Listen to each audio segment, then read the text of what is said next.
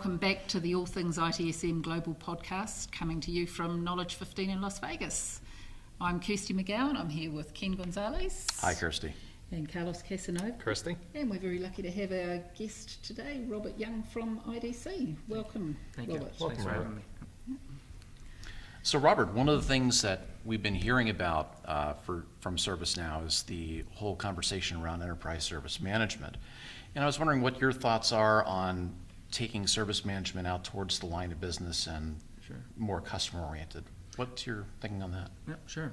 So yeah, it's been really exciting to see the turnout here and the conversations that are taking place on extending what has traditionally been IT service management out of IT and into the lines of business. I mean, I haven't been a practitioner for, IT practitioner for over a decade before coming on to IDC. I've lived a day in the life of IT service and support and systems administration. So to know where we came from, and it's been a long road, right? I mean, IT hasn't always had the best reputation on customer support, right? We had our That's an understatement. we had our turn at doing the spreadsheet, email, maybe some simple ticket solutions where a lot of times they would be the black hole, right? And just to see how we've evolved, and there's still work to be done, right? But to see how we've gotten to this point now where a line of business is actually reaching out to IT and saying, okay, how can you help us with our processes is a pretty big leap forward. And the thing I like about it is they have a real need on why they're asking for that, right? I mean, they have a lot of those same challenges that IT had at the beginning of our kind of evolution in how we deliver services, the email, the phone, a lot of forms, right? I mean, the onboarding of employees and all those things, they limit the business in many ways, right? I mean, having an employee sit around for days waiting to it wasn't uncommon when I was running IT organizations for folks to sit around for the better part of a week, waiting to get their IT. And now you have a more mobile and global workforce on top of it that needs to access training. Are they going to have to, in the old model, they'd have to kind of travel to get that training on site. There would have to be a representative there of the company to do that training. So you kind of couple that with the waiting for those resources and then the training. I mean, it's significant, especially when you add that up across an organization, across employees. It's funny you mentioned the onboarding thing. It just actually reminded me of, I spent about 15 years at a financial services firm 3 lives ago. And when I started, I was about a week and a half. Now, they knew I was coming on board, so it wasn't a surprise. I didn't show up and then break in or anything. Right. I tried breaking out after a while, but that's a different story.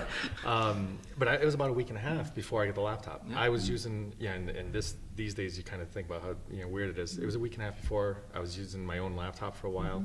And then probably about 2 years later, I ended up on a project to do onboarding. Now, this is going back, 15 years. Right.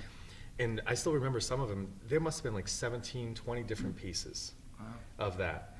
And that was then. But, we hear about companies today that are still going through that. And you kind of scratch your head and you say, the waste that's going on, the lack of productivity, the amount of data that's being generated for no reason, whether it's paper-based or whatnot.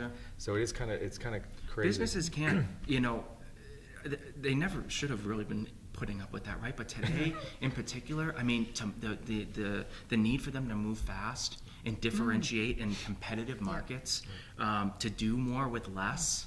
The economy, arguably, is better than it was, say, in 08 and 09. But there's still a lot of challenges for organizations. And they've learned, too, even the ones that are back on their feet, they learn that, hey, we can do more with less. We probably should be doing more with less. And we're looking for technology to allow us to do that. We need the technology to allow us to do more with less, to work more efficiently. It's more about, it's a cultural change. Yes.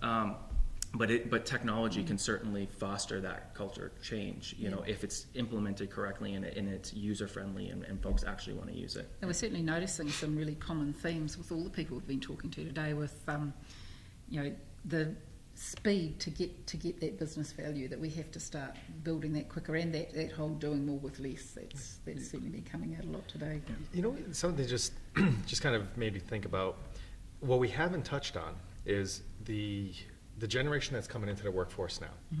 They don't have the patience that we did. No. You know, Right. at least us. I don't know about you, Robert. Patience? What is this Yeah, concept? yeah. Right. Yeah. These, I mean, they've grown up with something far more of an Yeah. instantaneous That's type right. satisfaction Yeah, and they expect gratification. it right now. That's They- right. So, I'm just thinking now, back to my story, a week and a half to get that laptop. Right. This is something that, frankly, I know certain individuals within this generation now, they may quit that job Absolutely. Yeah. if that's what they experience, just because they're like, if this is what this company is about. Yeah. That's right. I don't want to be here. If I can't And get it's my, kind of, it's scary, and it's just- huge, and if you're trying to go after top talent in a particular industry, you want those top minds in your company, and Yeah. they're being held up with a ton of at administrative work on the front end of getting into the company, and they're waiting around on a laptop. I mean, yeah, that is, and they more and more they're wanting to work remotely too. I mean, That's I brought right. up mobile as is something that's important, and I believe that not only are they going to want to access this quickly, but they may not want to access it within the four walls of the company. That's They may right. work Yeah. telecommute. They may they want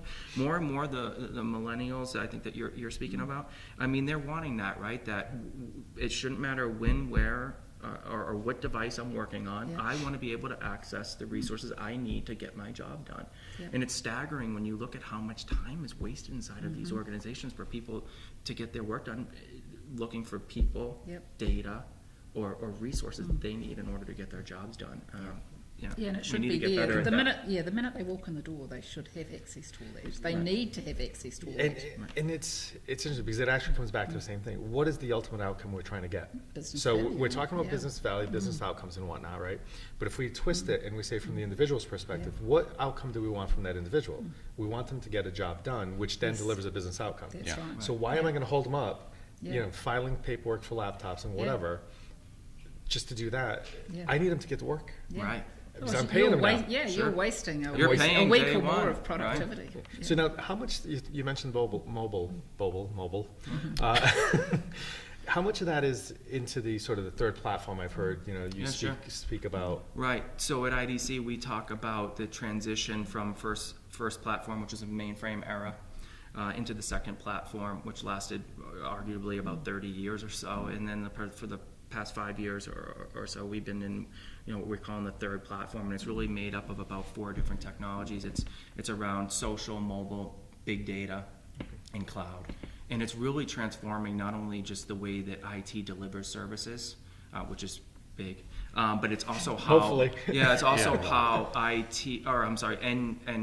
end users access and consume that technology. And I think that's a big kind of a point that I want to drive home. I think one of the ways that going forward, I don't know that we're necessarily there yet, but to judge whether or not your service organization is meeting its objective should be based on consumption. Knowing how much of your services are actually being consumed by the end user, I think is a great metric for figuring out, am I delivering the right solutions to my Yes. end user? Are they actually picking these things up and using them?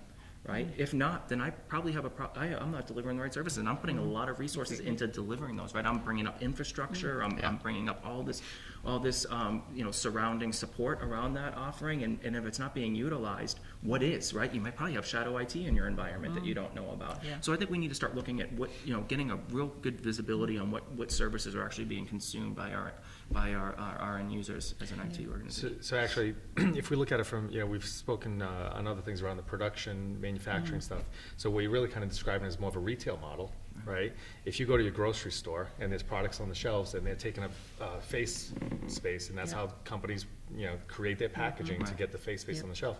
If it's not moving, Right. it's coming off the shelf. Yeah. Absolutely. So to your point, if you're putting product out there on the shelf, consuming space, Right. money, time, and Right. whatnot, it's not being consumed. Right. It's got to go away, It has to. and it's going to get replaced with something that is. Right, and we haven't, as IT, had a lot of visibility into that or looking at that. I mean, I'll speak to folks that have, run they'll bring in a discovery, for example, a discovery solution, and they're just blown away by when they discover like all these Oh my things. God, that these they- things are so And they bad. know we have them. And what's even scarier than the fact that they're they're paying for that. Oh, yeah. Right. Yeah. It's the security, right? A lot of these Yeah. servers might be just kept away somewhere they never Yeah. knew about. They're left unpatched, unmanaged. Yeah. Yes. So there's multiple factors here on why that model just isn't working anymore, especially as businesses scale out their technology and with cloud and whatnot and become more global. It's huge. I tell people all the time.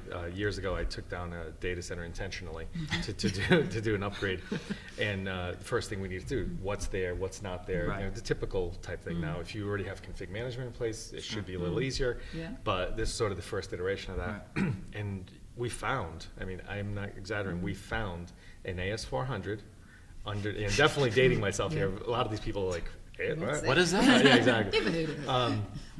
Under somebody's desk. Right. And we was sitting there, okay, what is it? How is it? Yeah. What is it running? Right. Nobody Sure. knew. Yeah. And you just sit there and like, everybody man the phones, I'm pulling the plug. And we pulled the plug and we waited to And you find waited, out. yeah.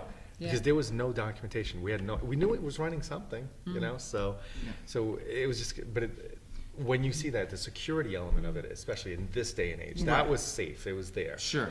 But in this day and age, do you have any of those? I mean, breaches are happening. Oh yeah, absolutely. There's no way around them. And a lot of times when you find out the details later on of what caused that breach, it usually is some random device that was out there, whether it was a wireless router or some server sitting somewhere. Nobody knew about it, or And they just didn't even know Yeah. about it. And to your point, I think, on taking things down, I remember working in environments where, we're going to patch a server, it requires us to take it down.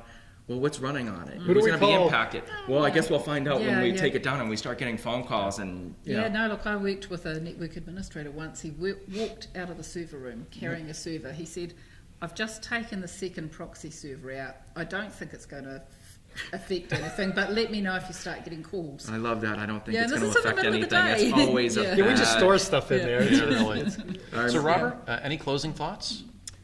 My closing thought, I think, would be to kind of challenge, IT organizations out there to really start getting a better handle on how your systems are impacting actual business services. Start understanding those services that get more visibility on the services versus the servers themselves. I mean, I don't want to oversimplify that, right? You need to understand the infrastructure, right? Yeah. But that's a given. That should be the Yeah. commoditized piece at this Right. point. You should Thank just have you. that. It should be given, Absolutely. yeah. It That's should the be. point that I want to make. It really get a focus on those services because they're important. Yes. And when you're wanting to, in a day and age where buyers and enterprise can very easily go out and procure these systems on their own should they want to, there's reasons why they shouldn't. But we as IT, That's another but recording. we as IT, I think, need to do our part in making it compelling for why they should not do that. Yeah. Understanding those services and keeping them optimized, I Yeah. think, is a huge part of that. Yes. Excellent. Okay. Okay, thanks. Well, thank you so much for your time. Thank you today, very Robert. much. It's been a Thanks for pleasure having me. I talking to you. appreciate it. Thanks, Robert. Enjoyed the conversation. Thank you. Thank you.